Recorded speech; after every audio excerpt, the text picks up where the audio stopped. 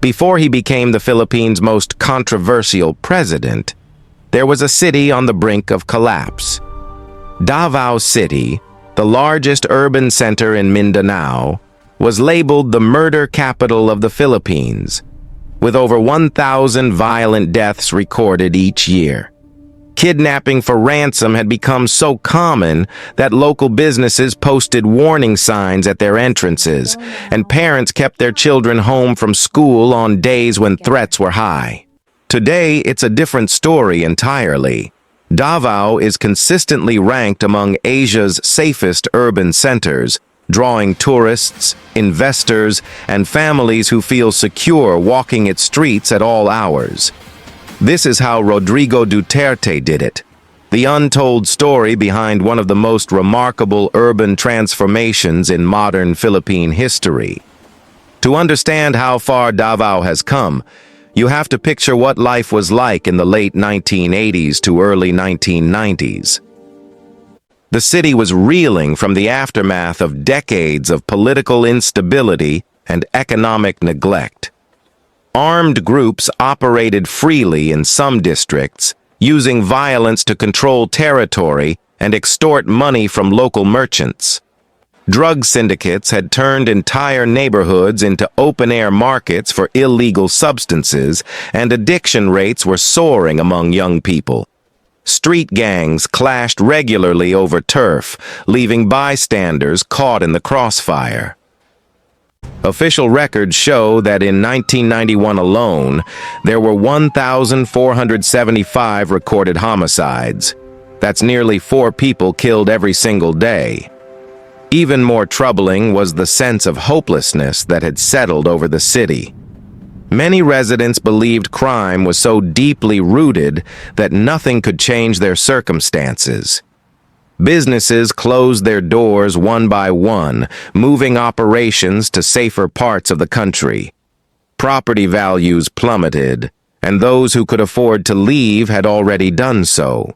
Gangs and drug lords operated with near impunity, and trust in law enforcement had eroded completely.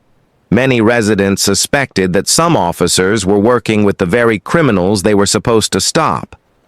The city that was once seen as Mindanao's economic heart was losing its identity, and its future seemed darker with each passing day.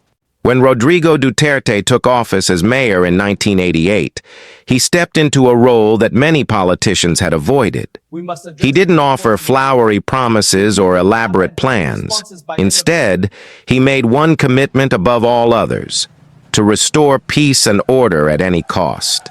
His approach was straightforward but uncompromising: zero tolerance for crime of any kind, and a pledge to hold everyone accountable, from street-level offenders to high-ranking officials who might be enabling corruption. He began by overhauling the local police force from the ground up.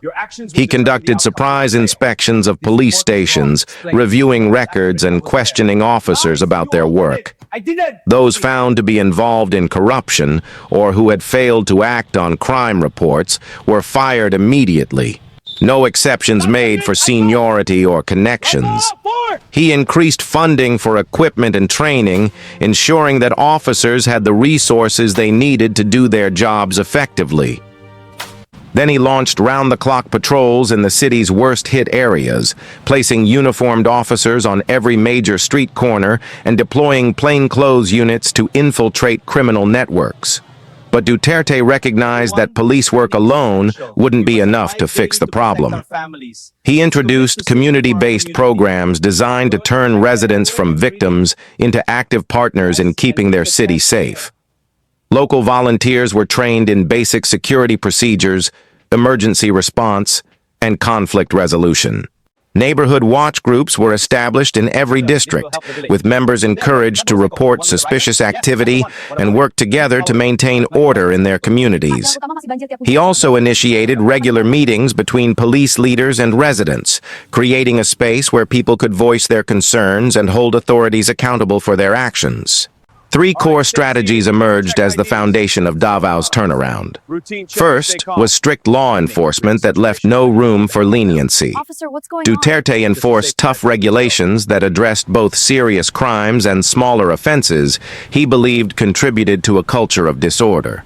Curfews for minors were strictly implemented.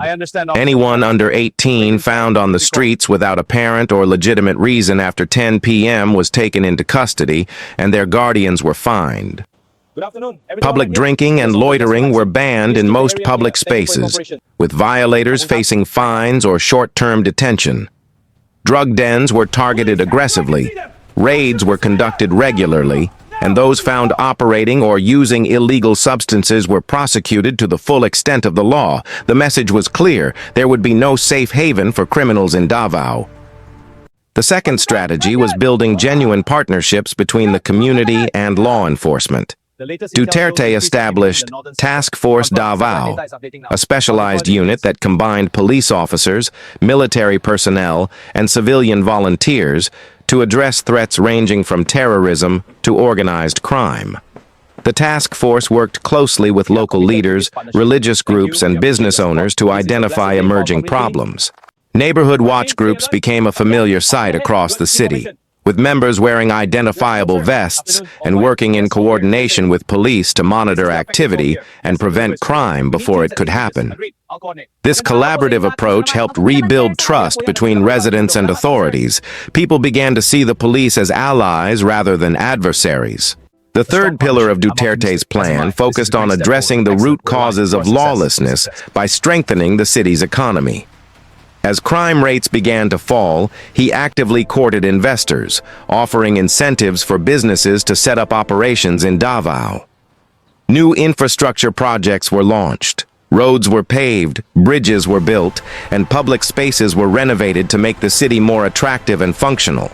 He invested in education and job training programs, giving young people alternatives to life on the streets. The results were striking.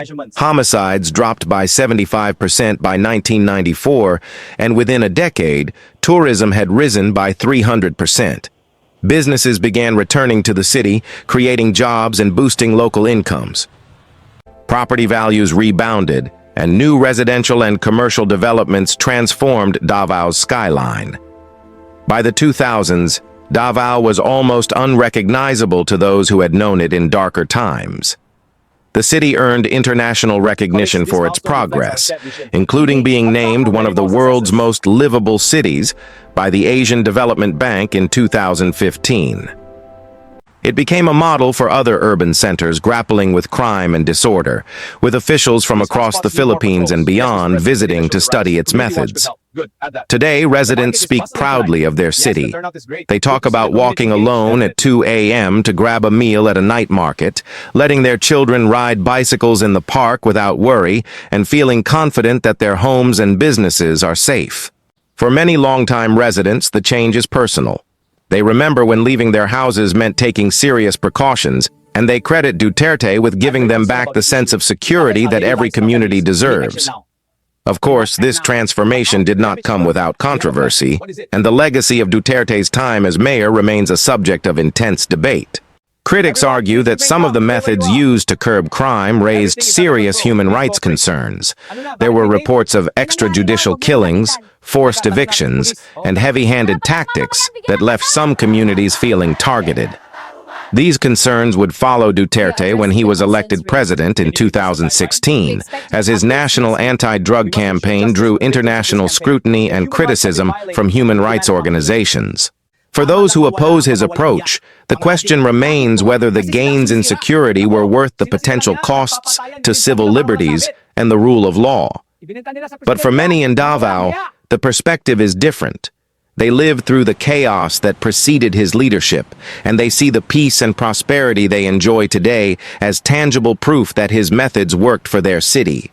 Davao's transformation stands as one of the most dramatic urban turnarounds in Philippine history. It's a story that raises important questions about leadership, security, and the difficult choices communities sometimes face when trying to build a better future. Whether you view Duterte's methods as a necessary response to a crisis or as a troubling departure from democratic norms, there's no denying that he left a permanent mark on this city. And on the broader conversation about how to maintain order in modern societies. His time as mayor shaped not only Davao's trajectory, but also his own political career, providing the foundation for the national leadership role he would later assume. As cities around the world continue to grapple with issues of crime, safety, and development, the story of Davao offers both lessons and warnings about what can be achieved, and at what price. Thank you for watching this deep dive into Davao City's transformation. If you found this story informative, please give this video a like, subscribe to our channel, and hit the bell to be notified when we release our next exploration of Philippine political history. We'll be looking at how Davao's model influenced national policy. Don't miss it.